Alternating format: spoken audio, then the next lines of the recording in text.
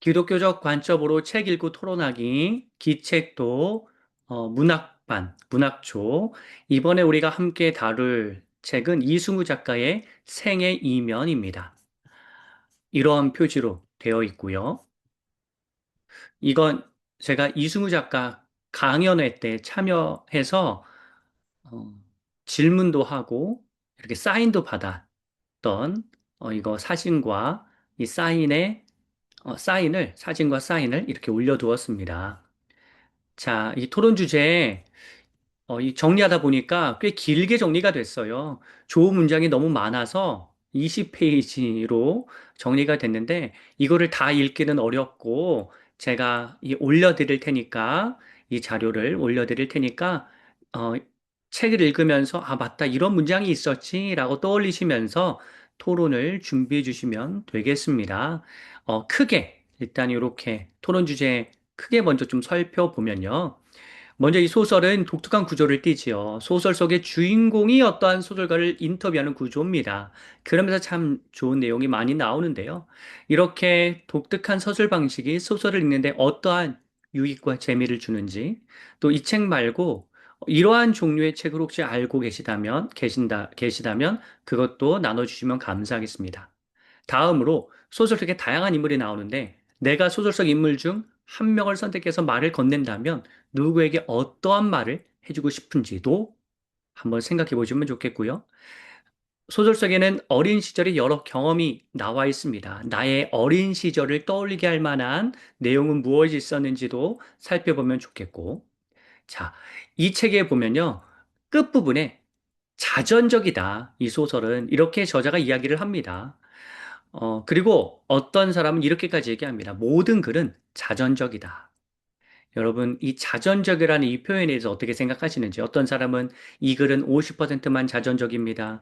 60%만 자전적입니다. 라고 하는데, 이 자전적이라고 하는 개념이 글에, 어떻게 좀 반영이 되는지, 함께 좀 나눠주시면 좋겠고요. 여러 내용 중에서 좀 나의 모습과 비슷한 측면이 있는 부분, 어, 한번 나눠주시면 좋겠고, 철학적으로 좀 사유해 볼 만한 글귀가 있는데요. 이런 부분들, 또 신앙적으로 고민해 볼 만한 대목들, 제가 아래 정리를 해놨는데요. 또 이런 부분도 함께 나눠주시면 좋겠고, 끝으로 이 소설이, 궁극적으로 나의 삶과 생각에 어떠한 영향을 주었는지도 나눠주시면 좋겠습니다. 이제 좀 구체적으로 한번 내용 살펴볼 텐데요. 소설의 전반을 먼저 보면, 주인공의 삶이 굉장히 처량하게 느껴지는 부분들이 많이 나와요. 그래서 뭐 엉엉 우는 장면도 나오고, 그 다음에 어머니와의 관계에 있어서의 어려운 부분들이 이렇게 잘 이렇게 실려 있습니다. 이거 나중에 좀 스탑하고 그러니까 자료가 없으신 분은 스탑을 하고 여기 제가 올려드린 글을 천천히 읽으신 다음에 질문을 보시면 됩니다. 자, 이렇게 사랑을 받아야 할 나이에 자기가 짐이 되어 미안하다고 말하는 주인공의 모습이 나오죠. 되게 어린 시절에 사랑을 받아야 하는데 서름이 많이 느껴지는데요. 이러한 주인공에게 특별히 하고 싶은 말이 있다면 무엇인지 그 마음을 전해보시면 좋겠고요. 주인공의 어머니의 삶 역시도 정말로 참 아련합니다. 여러 내용이 나오죠. 이 엄마의 마음이 어땠을지, 또 이 주인공의 어머니에게는 무슨 말을 건네고 싶으신지도 한번 생각해 보시면 좋겠습니다. 이 책에는요, 뭐, 소설이고, 문학 소설이고, 저자를 문학가들 사이에서는 소설가들의 소설가라고 칭합니다. 문학적 표현들이 너무나 맑게 이렇게 잘 표현되어 있는데요. 이러한 내용들을 좀 보면서, 저는 이제 요 74페이지, 75페이지, 결정적인 만남이 참 아름답게 표현되어 있는 이 내용을 그대로 가지고 왔는데요. 이 책에서 이 글귀 외에 또 문학적으로 아름답게 느꼈던 표현이 있다면 한번 나눠주시면 좋겠습니다. 폭력을 표현할 때도요, 되게 좀 간접적으로 표현해요. 보시면. 그래서 혹시 부정적인 요소를 직접적으로 표현하면 혹 이렇게 마음이 확 너무 이렇게 아려울 수 있으니까 이런 것들을 부정적인 요소를 좀 어떻게 하면 좀 간접적으로 표현할 수 있는지 나만의 기술이 있는지 이런 것도 그걸 생각하다 보면 문학적으로 표현하게 되는데 그런 나만의 어떤 나만의 어떤 표현했던 내용이나 방법이 있다면 그건 역시 나눠주시면 좋겠습니다. 이제 어린 시절의 모습인데요. 어, 이 책에 보면 한 번도 어린아이다운 적이 없었던 박부길이다. 라고 하면서 이 어린아이답지 않은 모습들이 이렇게 나옵니다. 너무 어른스럽죠. 어린이는 어린이다워야 하는데 어른스럽다는 건 그만큼의 충분한 사랑을 받지 못하기 때문인데 나의 어린 시절은 어떠했는지 그리고 만일 자녀가 있다면 나는 자녀들의 어린아이다운 모습을 잘 받아주고 있는지도 한번 나눠주시면 좋겠습니다. 어린 시절에 이유 없이 이렇게 크게 혼났던 적이 또 책에는 나오는데요. 나 역시 어렸을 때 이유도 잘 모르고 혼났던 적은 언제인지. 자, 그리고 이제 이해할 수 없는 이야기를 이제 듣게 되는데요. 어, 어머니가 어떠어떠했다 이러면서 그리고 또 어머니가 또 희생자라는 생각도 하게 되고 뭐 이런 글이 있는데요. 어린 시절에 참 이해할 수 없었던 이야기. 그때 도대체 무슨 말씀을 하시는지 도저히 이해할 수 없었던 이야기가 있다면 그것도 나눠주시면 좋겠습니다. 네. 그리고 이 책에 보면 박북일 씨의 전생은 그의 유년으로부터 자유롭지 못하다는 인상을 나는 강하게 받았다라고 하는 내용도 나와요. 사실 우리가 유년 시절의 모습 여전히 우리에게 영향을 주고 있거든요. 그런 영향은 무엇이 있는지 또 나눠주시면 좋겠고, 자, 우리가 죄책감을 느끼는 이제 장면이 나옵니다. 여기에 보면 사건이. 혹시 어린 시절에 나 때문에 안 좋은 일이 발생했다고 생각하면서 죄책감을 느꼈던 적이 있다면 그것도 나눠주시면 좋겠습니다. 자, 이런 표현도 되게 외로움이 느껴지죠. 돌아갈 집이 없다. 그렇게 어린 시절에 외로웠던 적은 있는지. 또 아버지 무덤에 불을 지르는 것을 고향을 버리는 의식으로 삼았다라고 하는데 어떻게 보면 뭐 이것 자체는 뭐 범죄 행위일 수도 있겠지만 아픔과 작별하는 되게 결정적 행동인데요.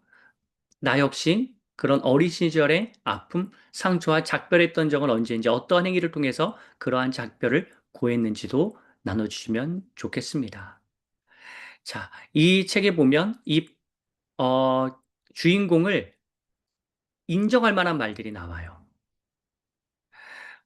나도 누군가 나의 진가를 알아준 적이 있는지, 혹은 나를, 나의 진가를 이해해주지 못하고 나를 완전히 오해하고 있는 사람은 없었는지, 책의 내용을 통해서 이런 부분도 생각해 볼 수 있겠고요. 자, 부모가 뒤떨어진 기대를 하면, 물론 이건 이제 완전 부모는 아니지만, 부모 세대가 비뚤어진 기대를 하면 그것 때문에 내가 힘들어지는데, 혹시 나도 부모님의 어떠한 강요 섞인 본인이 이루지 못한 것을 내가 이루기를 바라는 강요 속에서 성장하지는 않았는지, 혹은 내가 부모로서 자녀에게 그런 내가 좌절한, 내가 이루지 못한 꿈을 자녀가 이루어졌으면 좋겠다라고 바라면서 자녀를 키우지는 않는지, 이 부모와 자녀의 관계가 잘 분리되어야 되는데 그것들이 제대로 되고 있는지 이 부분도 또 나눠주시면 감사하겠습니다. 자, 다음 이제 세 번째로 작품과 저자의 관계인데요. 앞에도 제가 말씀드렸듯이 이 독특한 구조인데 또 이런 구조로 된 다른 책 있다면 함께 소개해 주시면 좋겠고요. 자전적이라는 이 표현에 대해서도 한번 좀 생각해 주시면 좋겠습니다. 자, 다음으로 보면, 어, 역사도 이제 이런 내용들이 나와요. 그의 사실이 아니라 그 사실을 선택하고 배제하고 하는 굴절하고 왜곡하는 그다. 그러니까 작품을 통해서 사실이 있는 것이 아니라 선택되어졌고 배제되어졌고 굴절되어졌고 왜곡되어진 그에 대해서 우리가 읽게 된다는 거는 역사 자체의 역사의 사실 자체가 중요한 것이 아니라 그 역사를 어떠한 관점으로 기술했느냐가 중요한 것처럼 소설 역시 마찬가지라는 뜻인데 나는 나도 누군가에게 나를 소개할 때 있는 그대로의 나의 모습이 아니라 해석된 나의 모습으로 다른 사람들에게 보여지기도 하고 또 누군가를 소개할 때도 내가 해석해서 누군가를 소개하게 될 텐데 그런 어떤 본래의 모습과 해석된 모습의 이 차이가 무엇인지 또 이런 것들 경험이 있다면 나눠주시면 좋겠습니다. 다음 이제 보면 동심에 대한 기억과 경험이 없고 후천적으로 학습한 개념이기에 동화를 쓸 수 없다고 바꾸기는 이제 말하죠. 근데 실질적인 경험이 없으면 정말로 글을 쓸 수 없을까 질문해 볼 필요가 있습니다. 학습을 해서 글을 쓸 수도 있지 않을까요? 그렇다면, 내가 경험이 없더라도, 실제적인 경험을 하지 않더라도, 간접 경험이나 혹은 학습을 통하여 글을 쓸 수도 있지는 않을지, 글을 쓰는 입장에서 한번 생각해 보시면 좋겠고, 글은 자기 치료의 역할을 하잖아요. 그래서 책에도 보면 그런 내용들이 많이 나옵니다. 저자에 대해서 생각해 보면 저자 역시도 이렇게 글을 쓰면서 치유의 과정을 밟았다고 보여지는데, 이런 과정들에 대해서 어떻게 생각하는지, 또 내가 글을 쓰면서 치유된 적은 언제인지를 나눠주시면 좋겠습니다. 책에 보면 너무 솔직하게 말해서 후회했던 적이 나오죠. 그런 적은 언제인지.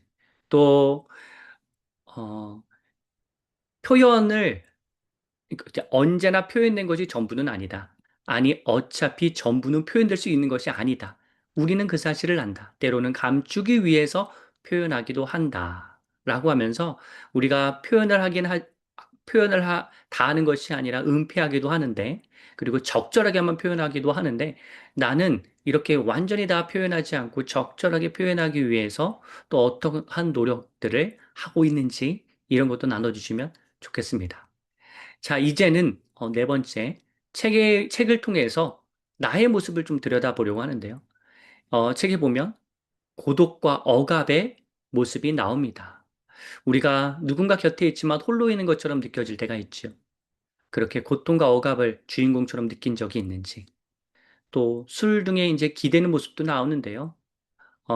이런 것에 기대어 자기 이야기를 해본 적은 언젠지, 또, 어, 이 시대에는 가문의 몰락이 잦은 만큼 가문을 부흥시킬 수 있는 길도 흔하고 수월할 수 있다는 계산을 했다. 여러분, 오늘날에도 보면, 제가 이거 밑줄이랑 굵게를 안 했네요. 오늘날에 보면 사실 정보가 많아서 누구나 마음만 먹으면 성취할 수 있는 측면도 사실 있잖아요. 그런 측면에서 본다면, 이 표현과 좀 비슷한 시대를 오늘날에 우리가 살고 있다고 보이는데 나는 어떠한 노력을 실제로 기르고 있는지 내 삶을 좀 들여다보는 시간을 가져도 좋겠습니다. 자, 우리가 이 책에 보면 또 나는 아버지는 없다가 아니라 아버지란 있든 어떤 상관되지 않는다. 어떻게 보면 정말 그 부모에 대해서 그냥 뭐 상관없다, 있든 없든 난 신경 쓰지 않는다. 이렇게 표현하는 부분이 나오거든요. 정말로 이거는 부모로서 역할을 제대로 하지 않았기 때문에 이런 표현이 가능할, 가능한 것일 텐데, 내가 부모로서 역할을, 내가, 내 부모가 그 역할을 제대로 못 하셨더라도 나는 부모로서 역할을 제대로 하고 있는지도 한번 점검해 볼 필요가 있습니다. 여러분, 독서는 저자에게는 굉장히 피난처고 은밀한 수련의 시간이었을 거예요. 그렇게 나옵니다. 나도 책을 피난처럼 느꼈던 적, 또 그것이 은밀한 수련이 됐던 적은 언제인지도 나눠주시면 좋겠고, 자, 이제 꿈에 대해서도 나와요. 꿈을 통해 뭔가 해결된 경험이 있으면 또 나눠주시면 좋겠습니다. 주인공은 어떻게 보면 대기만성이지요. 나는 어떤지도 나눠주시면 좋겠습니다. 책에 보면 혼자 있을 때 더 편안함을 느낀다는 내용이 나와요. 나도 그런지. 다음으로 아름다움과 자유로움이라고 제가 제목을 넣었는데 적어도 두 가지의 기관을 몸에 품고 있어야 한다. 하나는 아름다움을 취하는 기능이고 다른 하나는 자유로움을 수행하는 기능이다. 저자는 이 표현을 통하여서 이 아름다움과 자유로움이 굉장히 좀 중요하다는 식으로 이렇게 표현을 하고 있습니다. 이것이 내 안에 있는지 공존하고 있는지도 한번 좀 철학적으로 고민해 볼 필요가 있습니다. 또 요리가 나오는데요. 저는 이 세상도 자유자재로 요리할 수 있어야 되지 않느냐라는 생각을 해서 이런 질문도 넣어봤습니다. 우리가 기억이 되게 다양하잖아요. 그래서 이 다양한 기억들이 서로 충돌해서 이것이 맞는지 저것이 맞는지 막 이렇게 균열을 일으킬 때가 있는데 다양한 기억이 내 안에서 어떻게 작동해서 나를 좀 어렵게 또 맞는 적은 없는지 이것도 나눠주시면 좋겠습니다. 어둠에 있는 게 오히려 더 평안하다는 생각을 할 때가 있잖아요. 나 역시도 어둠에 머물러 있기 있는 것을 더 편안하게 느꼈던 적이 있는지. 자, 다음 보면 사람들과의 차이 때문에 그냥 아예 대화를 시도하지 않기도 할 때가 있는데 남들과의 대화에서 수준, 관점 등의 차이를 경험하여 힘들었던 적, 아예 그래서 사람들과 단절하고 말을 섞지 않았던 적은 언젠지도 나눠주시면 좋겠습니다. 책에 보면 정신적 동반자에 대한 내용이 나와요. 나는 단순한 말동무나 길동무가 아니라 정신의 동반자, 영혼의 동지를 기다리고 있다. 여러분의 정신적 동반자는 누구인가요? 다음으로 이 반장에 대해서 안 좋게 보지만 나중에 보니까 괜찮은 것처럼 보이거든요. 그렇다면 우리가 누군가를 볼 때 그 사람 자체에 문제가 있는 것이 아니라 그 관점, 시선, 나의 관점과 시선의 문제일 수 있거든요. 그렇게 내 관점과 시선이 문제여서 괜찮은 사람을 안 좋게 보거나 또 안 좋은 사람을 괜찮게 본 적은 없는지 이것도 나눠주시면 좋겠습니다. 자, 여기 보면 어떠한 선택을 해요. 그런데 그 선택이 정말 그 뜬금없는 생뚱맞은 이유 때문에 선택을 하거든요. 우리도 어떤 중요한 선택을 해야 하는데 그냥 너무 의외의 이유 때문에 선택을 한 적은 없는지 나눠주시면 좋겠습니다. 어, 책에 보면 이런 시험 잘 치르세요 종단이라는 짧은 전보 메시지가 이를 받았는데 수많은 생각을 이제 책에 수많은 생각을 하게 되는 그 내용이 책에 실려 있는데요. 우리도 짧은 메시지나 경험을 했는데 그것이 나의 마음에 수많은 생각을 불러일으킨 적은 없는지 나눠주시면 좋겠고요. 자, 생각이 한쪽으로 몰리면 다른 출구들이 닫혀버린다라고 되어 있죠. 한쪽에 치우쳐서 폭넓게 바라보지 못한 적이 있다면 나눠주시면 좋겠습니다. 자, 이제 반 정도 왔는데요. 이제 반 정도 좀 더 나누겠습니다. 철학적 사유를 쓸 만한 문구들이 있어요. 행복과 불행은 하나의 관념이다. 관념은 육체가 없는 것이다. 또는 육체와 상관없는 것이다. 행복은 불행의 관념이 부재한 관념이며 불행은 행복의 관념이 부재한 관념이다. 자, 우리가 인생을 행복과 불행으로 쉽게 단정하거나 나의 삶에서 행복과 불행을 언급하는 시도를 어, 조심하게 만드는 이제 표현이죠. 그러니까 행복과 불행은 섞여 있을 수밖에 없는 거예요. 그렇죠? 완전히 행복한 사람, 완전히 원사이드하게 불행한 사람은 없죠. 이에 대해서 좀 어떻게 생각하시는지 나눠주시면 좋겠습니다. 다음으로 현상과 근원. 하늘은 땅 위에 있다. 하늘은 땅에서 가장 가깝고 또 가장 멀다. 가장 가까운 것도 하늘이고 가장 먼 것도 하늘이다. 금지된 것은 땅이었는가 나무였는가 라고 물을 때 땅과 나무의 거리가 그러하다. 그것들은 가장 가까우면서 또 가장 멀다. 뭐 이런 내용들이 나와요. 그러니까 우리에게 실제로 금지된 것은 눈에 보이는 현상이 아니라 보이지 않는 근원일 수 있습니다. 현상만 보다가 근원을 인지하지 못하면 안 되는 거죠. 현상주의자가 아니라 근원주의자로서 좀 더 세상을 심도 있게 봐야 하는데 우리가 현상에 매여서 근원을 보지 못하는 적은 못하지는 않는지 한번 고민해 볼 필요가 있습니다. 다음으로 합리와 이성의 부재, 그리고 신비주의인데요. 합리와 이성이 부재하고 신비주의에 사로잡혔던 적이 언제인지를 나눠주시면 좋겠습니다. 다음 부재와 계승입니다. 죽은 사람의 정신을 계승하면서 우리가 살 수 있죠. 부재가 끝이 아니죠. 내가 부활시켜서 그 사람의 삶을 내가 대신 살아가면 되는 거예요. 우리 역시도 지금 뭐 무덤에 있지만 누군가의 정신을 이어받고 살고 있다면 그게 누구인지 어떠한 모습을 이어서 살고 있는지를 나눠주시면 좋겠습니다. 다음으로 장소와 사람들인데요. 우리를 힘들게 하는 건 장소가 아니라 그 장소에서 만난 사람들이잖아요. 사람들과의 관계가 늘 우리에게 어려움을 주는데 내게 어려움을 주었던 부의 사람은 누구인지도 한번 생각해 봅시다. 참담과 평범인데요. 어, 현실은 비록 참담하지만 참담함을 남들처럼 표현하면 그건 너무나 평범하잖아요. 그것을 거절하고 좀 새로운 각도로 이 세상을 바라본 적은 언젠지 이것도 나눠주시면 좋겠습니다. 자, 다음으로 깊이와 초월. 비난이나 혐오나 비난이나 혐오나 깊이와 초월은 다릅니다. 이 세상에 대한 비난, 혐오, 깊이보다 이것을 뭔가 초월하는 삶이 필요한데 그것을 초월하는 나만의 방법은 무엇이 있는지도 나눠주시면 좋겠습니다. 부모가 비록 부재하지만, 부모가 부재한 것을 다른 사람을 통하여서, 어, 만회할 수가 있는데, 우리가 혹시 부모의 사랑이 부족했다면 나는 누군가를 통하여 그 부족한 부분을 채웠는지 이 부분도 나눠주시면 좋겠습니다. 다음으로 숙명과 비금입니다. 숙명적이라는 말에는 상처로 인해 숙명이 된다는 의미라서 비극적으로 변할 가능성이 높죠.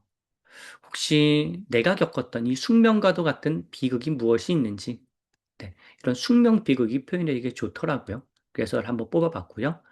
자, 상처가 기쁘면 자연을 보면서도 경탄을 잘 안 하지 않을까? 이게 이제 저자의 글에 나오는데, 나는 정말 자연을 보면서 경탄하는 마음이 있는가? 내가 상처가 기쁘면 자연을 보면서도 경탄이 잘 안 나오진 않는가? 생각해 볼 필요가 있고요. 다음으로 기억과 진실. 기억이 다 진실이지는 않더라도 해석된 기억이 나의 삶에 영향을 주는 거잖아요. 그러니까 그 기억 자체는 원래 그 사실과는 다를 수 있어요. 하지만 그것을 어떠한 방식으로 했는지가 나의 삶에 영향을 주는데, 그렇게 기억된 나의 삶 중에서, 과거의 나의 삶 중에서 나에게 준 영향은 무엇이 있는지도 나눠볼 필요가 있습니다. 자, 많은 생각과 행복. 생각이 많은 사람은 행복할 수 없다. 라는 표현이 나오죠. 어떻게 생각하시나요? 다음, 오만과 좌절감. 이 모든 오만의 기본적인 정서는 슬픔과 울분 또는 슬픈 울분이고 그 뿌리는 좌절감임을 나는 안다라고 하면서 오만에 대해서 좀 깊이 있게 쓴 부분이 나와요. 이러한 표현에 대해서 좀 어떻게 생각하시나요? 다음으로 공포와 기피인데요. 사람은 내게 공포의 대상이 아니라 혐오와 기피의 대상일 뿐이다. 이게 사람을 공포로 보느냐, 아니면 혐오나 기피로 보느냐에 따라서 사람을 대하는 태도가 달라지죠. 여러분은 어떠한 관점을 지니고 계신지 나눠주시면 좋겠고요.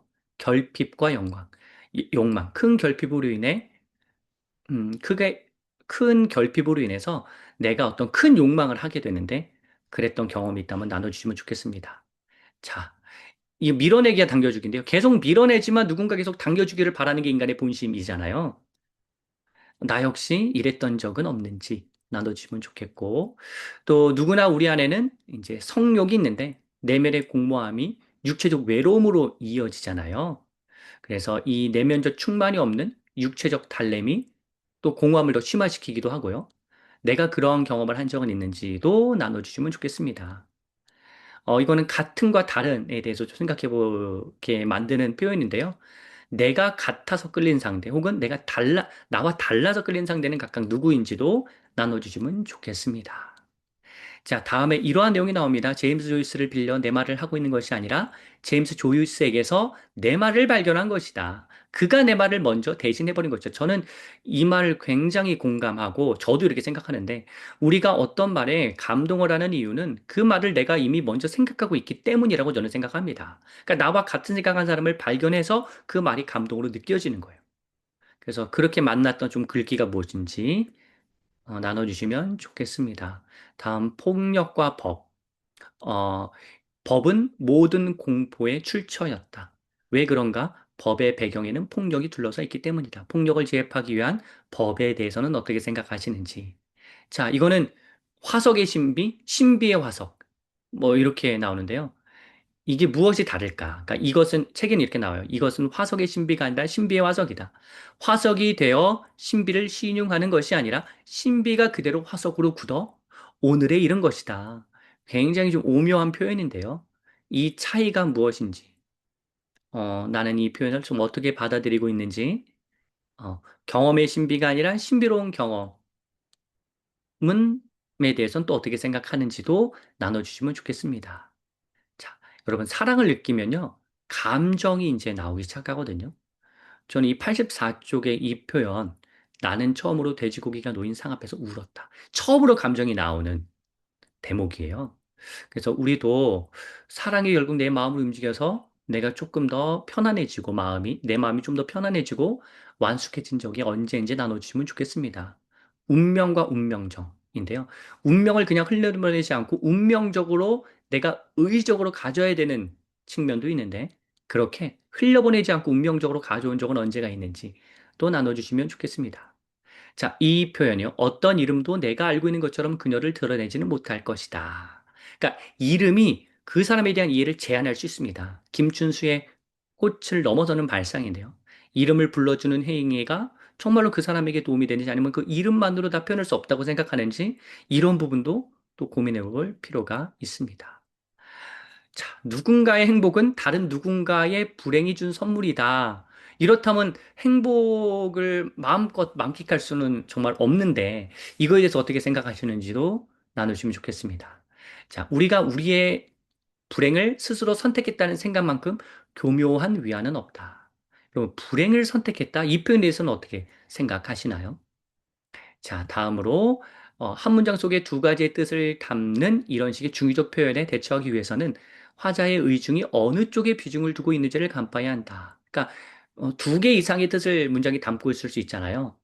우리가 그렇게 해본 적도 있겠고 그렇게 느꼈던 적도 있을 텐데 그런 경험도 나눠주시면 좋겠습니다. 전 이런 표현 되게 좋아하는데 어떤 때는 침묵이 말보다 사람을 더 가깝게 한다. 침묵을 통해 더 가까워진 경험은 언제인가요? 자, 그리고 이제 과거에서 이제 뭐 벗어나는 거에 대해서 나오는데요. 벗어나는 게 정말 필요한가? 벗어날 수 있나? 벗어나면 편해지나? 이렇게 조금 한번 생각해 볼 필요가 있습니다. 어, 깨달음과 괴로움인데요. 깨달아서, 그러니까 우리가 깨달음이 괴로운 이유는 늦게 깨닫거나 너무 일찍 깨달았기 때문이라고 책에 나오죠. 늦게 혹은 일찍 깨달아서 괴로웠던 적이 있다면 또 나눠주시면 좋겠습니다. 책에 보면 사랑한다고 하지만 너무 집착스러운 모습이 나와요. 그래서 이 주인공이 하는 사랑의 모습이 어떻게 보면 굉장히 집착에 가까운 잘못된 왜곡된 사랑인데요. 이거에 대해서 어떻게 생각하시는지 여러 가지 질문을 달아놨습니다. 이거 한번 좀 나눠주시면 좋겠고요.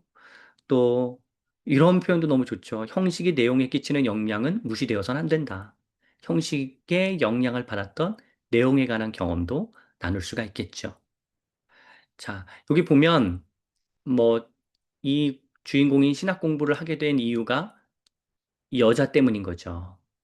그녀를 만족시키기 위해서 어떻게 보면 신학 공부를 하게 됐는데 그렇게 동기가 만약에 조금 잘못되었다면 그러니까 그 동기로 인해서 좋은 결과를 맞이할 수도 있지만 동기가 잘못되면 결과도 또 좋지 않을 수 있지 않나요? 그래서 이 동기와 결과의 관계에 대해서도 어떻게 생각하는지도 한번 생각해 볼 필요가 있습니다. 다음으로 신앙적 관점을 생각해 볼 수 있는데요. 이렇게 우리의 존재가 참 미미하지 않나라는 생각을 할 만한 표현들이 나오고요. 또 우리가 하나님을 정말로 두려워할 필요가 있다. 어, 그래서 우리가 하나님의 두려움에 대해서도 좀 생각해 볼 필요가 있는 내용들이 나오고요. 선악과에 대해서도 새로운 관점이 나옵니다. 그래서 이런 표현들이 선악과에 대한 어떤 통찰을 주는지 또 이 정신의 오락성이라는 표현이 나와요. 우리 안에 어떠한 정신의 오락성 때문에 하나님이 진노하게 만드는지도 생각해 볼 필요가 있습니다. 이 책에 보면 교회가 어떤 평안함을 주는 참된 안식의 장소가 되어 예배당이 우리도 좀 그러한 예배당을 그렇게 느끼는지 혹은 내 안에 그런 평안을 가져다 두는 장소가 어딘지 이런 것도 나눠주시면 좋겠습니다. 이제 거의 다 왔어요. 이제 18페이지입니다. 20페이지 중에서. 자, 우리가 신화는 현실의 반영이 아니라 현실의 부드러운 왜곡이다. 뭐 이런 표현들이 나와요. 내가 신앙을 붙들어야 하는데 헛된 신화를 붙들 수 있거든요. 그런 것은 무엇이 있었는지도 나눌 수 있습니다. 책에 보면 결정론과 과정론의 대비가 되는 내용들이 나와요. 예정으로 몰아가면 이제 하나님에게 책임을 계속 추궁하게 되는, 하나님께 책임을 추궁하게 되는 것이죠. 그런데 이 과정적으로 보면, 나의 부족함을 생각해 볼 수가 있는데, 이런 거에 대해서는 어떻게 생각하시는지도 우리가 신앙적으로 나눌 수 있겠습니다. 자, 나는 신앙의 순수성을 지키려고 하는데 그것이 유혹을 당한 적이 있는지도 나눠볼 필요가 있고요. 자, 기독교는 되게 포용력이 있는 종교잖아요. 이렇게 내가 한번 다양한 인격을 포용한 적이 있는지도 나눌 필요가 있습니다.